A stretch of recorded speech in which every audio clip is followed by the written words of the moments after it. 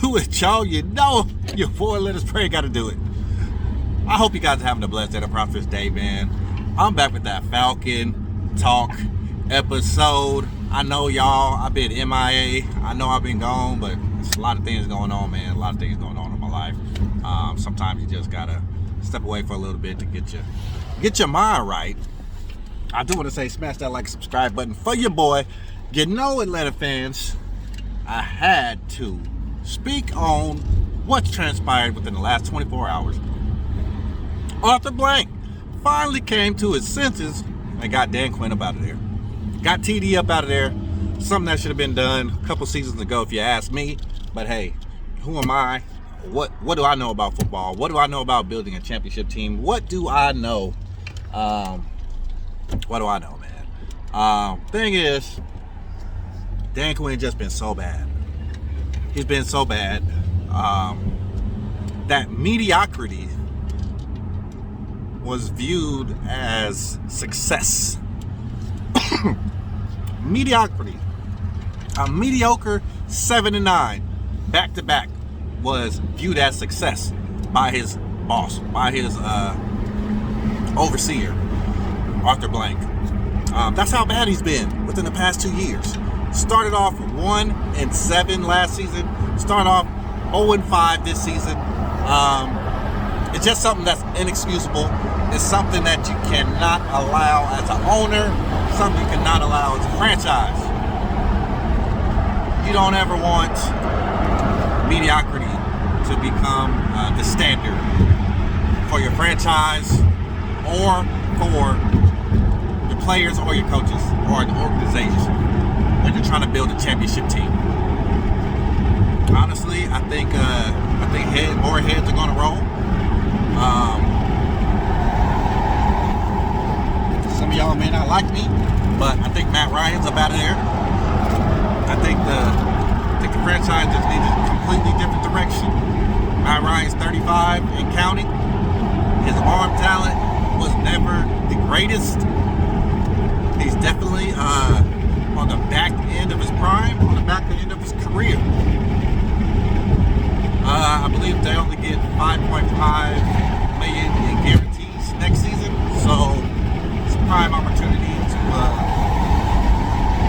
excuse me, either trade him or allow him to go to greener pastures. I'm not going to even get into Matt Ryan, the player, but I mean he's a great guy. I mean, I know that he's a great guy. The guy took over this franchise when the franchise needed someone like him the most. Just an outstanding citizen. A guy that works extremely hard. Not the best quarterback in the league, but he did win an MVP under Kyle Shanahan.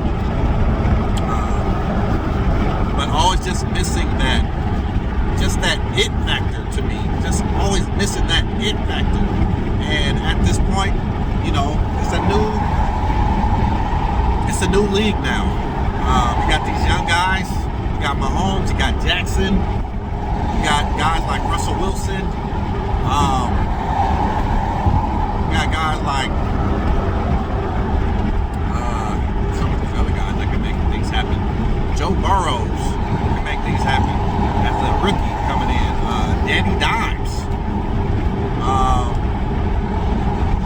Even Derek Carr. You know, pretty mobile guy. Matt Ryan's never been known for his mobile. Not to say that you can't be a great quarterback and not be mobile, but this is a mobile league now. You need somebody who can elude defenders. You need somebody that can get out there and pick up first down with their feet. You need someone who has a strong pocket presence. Someone you can have the threat of a RPO. The threat of a quarterback draw. The threat of scrambling when things break down. It's just a different type of league. And somebody with a rocket arm. Falcons haven't had that since Matt Ryan's been there. Severely underthrown deep passes, off target deep balls.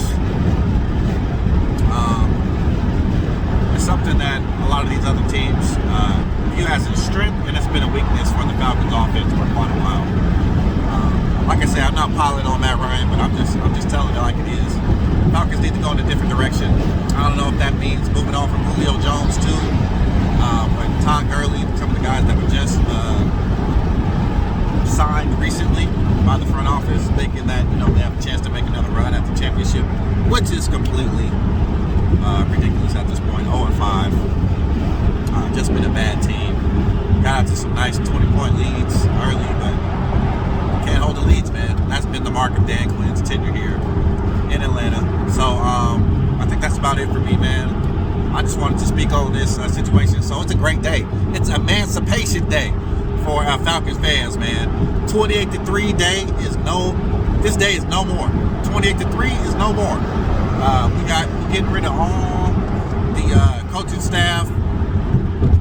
Hopefully, we'll root out all those coaching staff members that were there during that time. But the main culprit was Dan Quinn. You can say, pile it on Kyle Shanahan as well, but Dan Quinn, man, he hasn't been the same since that season. This team hasn't been the same since that year. Fans haven't been the same. And we've been trying to recreate that moment, and it just wasn't going to happen with Dan Quinn. It just was not going to happen. The guy refuses to really change. He says he changed, but they still look the same. Still look the same, man. Same product, week after week. No pass rush. Cornerbacks can't guard. Offense looks bland.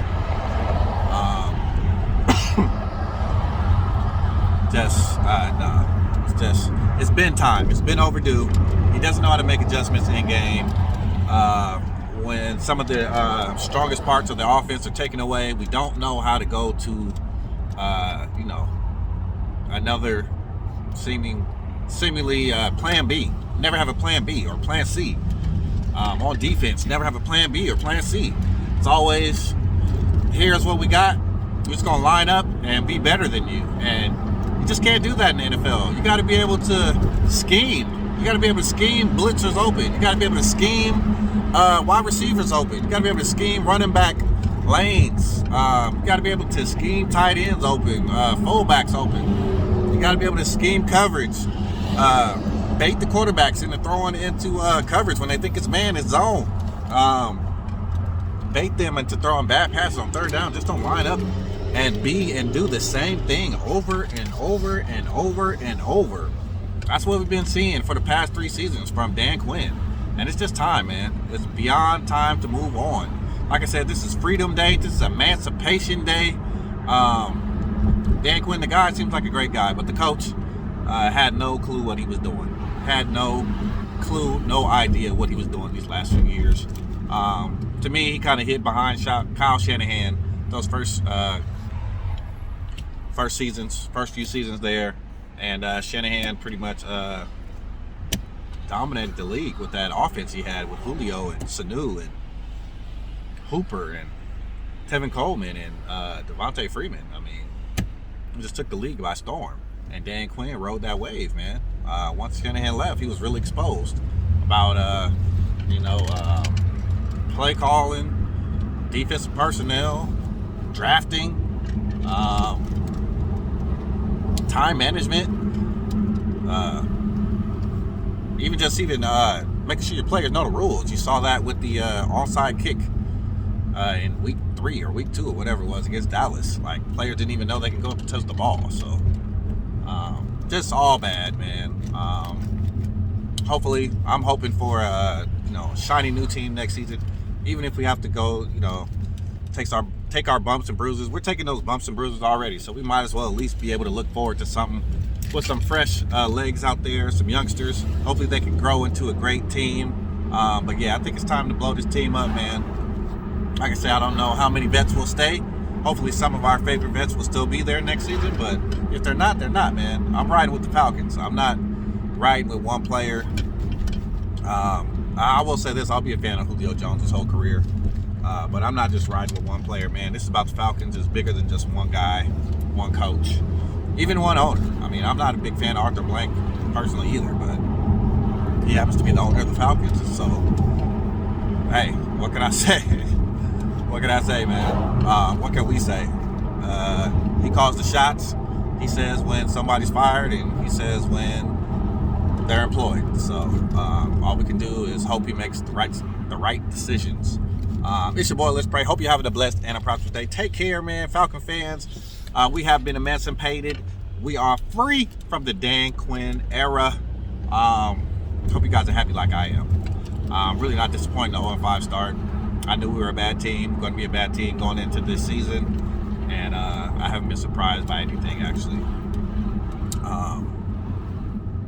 To be honest, you know, if we're going to be a bad team, let us just be bad and get that #1 draft pick. That's what I'm hoping for right now. Just be bad all season and get that #1 pick. No reason into winning 5 or 6 meaningless games. We're bad.